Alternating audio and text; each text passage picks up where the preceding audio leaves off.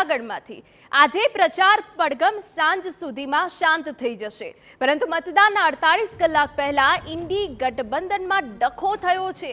જી હા, કોંગ્રેસની સભામાં આપ નેતા જગમલવાળાએ કોંગ્રેસ ધારાસભ્યને અર્ધ સરકારી કહ્યા।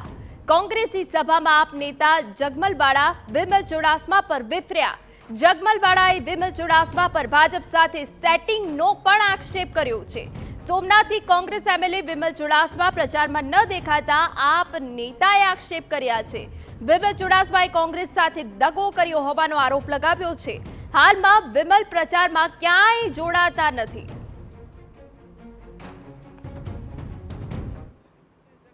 भी 25 દિવસ પહેલા એને આપણે કામ સોંપ્યું કે ભાઈ તારે કામ કરવાનું છે।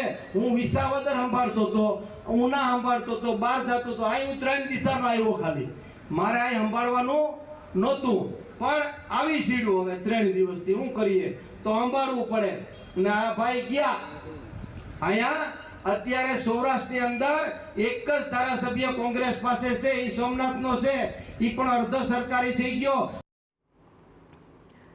તો આ તરફ વિમલ ચુડાસમાએ પર જગમલવાળા પર આકરા પ્રહાર કરતા કહ્યું કે આ બધું જગમલવાળા રાજકીય કિન્નાખોરી રાખીને આવા નિવેદનો આપે છે। સાથે વિમલ ચુડાસમાએ ભાજપના ઇશારે કામ કરતા હોવાનો પર જગમલવાળા પર આક્ષેપ કર્યો।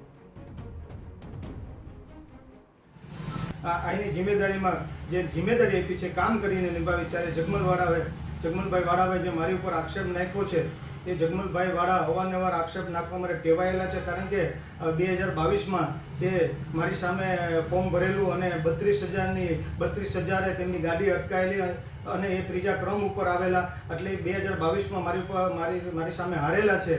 એના કારણે એ અત્યારે એ બોલી રહ્યા છે ને આમે જગમલભાઈ તો હંમેશા પહેલેથી બીજેપીના માણસ છે અને બીજેપી વિચારધારાએ ટેવાયેલા છે અને અમે દર ચૂંટણીમાં અપક્ષમાં હોય કે આમ આદમી પાર્ટીમાં હોય કે અન્ય કોઈ પણ પાર્ટીમાં હોય, કોઈને સમર્થન આપ્યું હોય તો હંમેશા બીજેપીના ઇશારા કરે છે। મતદાનને માત્ર 48 કલાક જ બાકી છે અને આજે સાંજથી પ્રચાર પડઘમ પણ શાંત થઈ જશે। ત્યારે જૂનાગઢમાં કોંગ્રેસ અને આપ સામસામે આવી ગયા હોય તેવી સ્થિતિ ઊભી થઈ છે। આપ નેતા કોંગ્રેસ ધારાસભ્ય પર મોટા આક્ષેપ કરી રહી છે અને કહી રહી છે કે વિમલ ચુડાસમા અર્ધ સરકારી થઈ ગયા છે। ક્યાંય પણ પ્રચારમાં વિમલ ચુડાસમા દેખાતા નથી અને જગમલવાળા વિમલ ચુડાસમા પર બરાબરના વિફર્યા છે। જાહેર સભામાં વિમલ ચુડાસમા પર આકરા પ્રહાર કર્યા છે અને સાથે સાથે અર્ધ સરકારી તો કહ્યા, પરંતુ સાથે સાથે ભાજપ સાથે સેટિંગ કર્યાનો પણ આક્ષેપ કર્યો છે। એમએલએ વિમલ ચુડાસમા આપણી સાથે જોડાઈ ગયા છે। વિમલભાઈ, જગમલવાળાએ સીધો આક્ષેપ કર્યો છે કે તમારું ભાજપ સાથે સેટિંગ છે। મારી ઉપર ખોટી રીતે આક્ષેપ નાખવામાં આવ્યો છે, કારણ કે જગમલભાઈ છે એ 2022માં મારી સામે લડેલા અને તેમને ખાલી 32,000 મત મળેલા અને ત્રીજા ક્રમ ઉપર હતા। જગમલભાઈ છે એ લીઝનો ધંધો કરે છે ને 2 નંબરની લીઝોનો ધંધો કરે છે, એટલે એને કાયમી માટે ભાજપ સરકારની જરૂર પડે અને એ દર વખતે 2017માં પણ આવીને સેટિંગ કરી લીધું હતું એમને, 2022માં પણ સેટિંગ કરીને આમાં ઉભા હતા અને દર વખતે એ છેલ્લી સભા, જાહેર સભા 2 હોય એની પહેલા ભાજપ સાથે સેટિંગ કરી લે અને સેટિંગ કરી અને પછી જેના કોઈના વિશે બોલે જેનાથી એમનું નુકસાન થાય કે એને બદનામ કરવાનું કરે ને જેથી 5 વર્ષ એનો જે લાઇમસ્ટોનનો ધંધો કંપનીઓમાં ધંધા ચાલે છે એ કાયમી માટે ચાલુ રહી, એના માટે થઈ ને એ પોતે તો બિઝનેસમેન છે ને ધંધા માટે કરે છે, આ કોઈ સેવા કરવા માટે રાજનીતિ નથી કરતા। અને અત્યારે જે કરી રહ્યા છે એ 7 તારીખ પછી બોલી શકતા હતા, પણ અત્યારે હીરાભાઈ જોટવાને નુકસાન કરવા માટે બોલી રહ્યા છે, કારણ કે એ મારા વિશે બોલે છે તો મને તો હીરાભાઈ જોટવાએ તો ચોરવાની જિમ્મેદારી આપી છે ચોરવાડ નગરપાલિકાની, હું એ જિમ્મેદારી નિભાવું છું, ડોર ટુ ડોર પ્રચાર કરું છું અને જ્યારે ડોર ટુ ડોર પ્રચાર કરતો હોય ને ત્યારે આટલા વડીલોની વચ્ચે એમાં વડીલો બધા બેઠા હતા, મેરુભાઈ પંપાણીયા છે, હિરેનભાઈ બામરોટિયા છે, જિલ્લા કોંગ્રેસ પ્રમુખ કરશનભાઈ બારડ છે, જેકેભાઈ ચોટાઈ છે અને અમભાઈ સોલંકી છે। આ વડીલોની વચ્ચે હીરાભાઈ કીધું કે તમે વિમલભાઈને કહો કે તમારે ચોરવાડ સંભાળવાનું છે, કારણ કે અહીંનો ઉમેદવાર જે છે ભાજપના ઉમેદવાર લોકસભાના 13 જૂનાગઢ લોકસભાના એ ચોરવાડના છે, એટલે અહીં મને જિમ્મેદારી આપી છે એટલે હું અહીં સંભાળું છું, ત્યાં તમારી જરૂર પડશે ત્યાં તમને ફોન કરશું ને આ સભામાં મને આમંત્રણ નહોતું એટલે હું ગયો નહોતો અને જ્યારે ફોન આવે ત્યારે હું જવા માટે તૈયાર છે, એટલે અહીં જિમ્મેદારી નિભાવું છું ને આ તો ખોટે ખોટા પોતાના રાજકીય રોટલા શેકવા માટે થઈ અને ભાજપ હારે દર ચૂંટણી 2017માં મારી હારે હતા, તેથી અમિતભાઈ શાહ સાથે મિટિંગ કરી અને હિન્દુ મુસ્લિમ દંગો છેલ્લા કેકેસી ગ્રાઉન્ડમાં છેલ્લે દિવસે કરાવી નાખ્યો તો માન લોકોને સમજાવ્યા અને એ બચી ગયા. બાકી આજે આખું નેવું સોમનાથ વિધાનસભામાં હુલ્લડ ઉપડી જાત.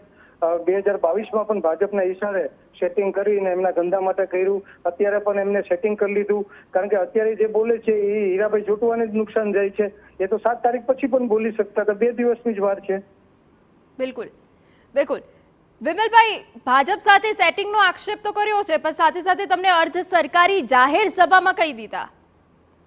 એ જગમલભાઈ છે, એ દર સભાઓ તમે જો માઇક અને લોકોને જો તમે હમણાં એ ઉના સભા કરવા ગયા ત્યાં પણ જેમ ફાર્મ બોલ્યા, એની પહેલા જુનાગઢ ગયા ત્યાં પણ જેમ ફાર્મ બોલ્યા. 2 જગ્યા પણ એમની ઉપર ફરિયાદ થઈ છે. એટલે એ માઇક અને લોકોને જોઈ ત્યારે એમને બોલવાને નથી, એમને ભાન નથી રહેતું કે શું બોલવું છે, કોના વિશે બોલવું છે. અને એ તો પ્યોર બિઝનેસમેન છે, અને બિઝનેસમાં આવતા 5 વર્ષમાં એમને કેવી રીતે ફાયદો થાય એ મુજબ બોલવાનું, અને ભાજપને જે ગમે એ બોલવાનું. કારણ કે એ નહીં બોલે ભાજપ કેમ, તો એમની ઉપર આટલા કેસો છે અને આટલો ખનીજનું એની ઉપર તપાસ ચાલુ છે કે આજીવન જેલમાંથી છૂટી શકે એમ નથી. એટલે એના માટે તેને ભાજપ જે એમને ચિઠ્ઠી લખીને આપે એ જ એમને બોલવું પડે. અને એ મૂળ તો બીજેપીના જ, મૂળ તો એ પહેલેથી બીજેપી હારે જ જોડાયેલા, એટલે તેમના ઈશારે આ બધું ચાલી રહ્યું છે. બિલકુલ, આભાર અમારી સાથે વાત કરવા બદલ. તો જે રીતે સોમનાથમાં સભા મળી હતી અને જેમાં આપ અને કોંગ્રેસ આમને સામને આવી ગયા અને એકબીજા ઉપર આકરા પ્રહાર કર્યા.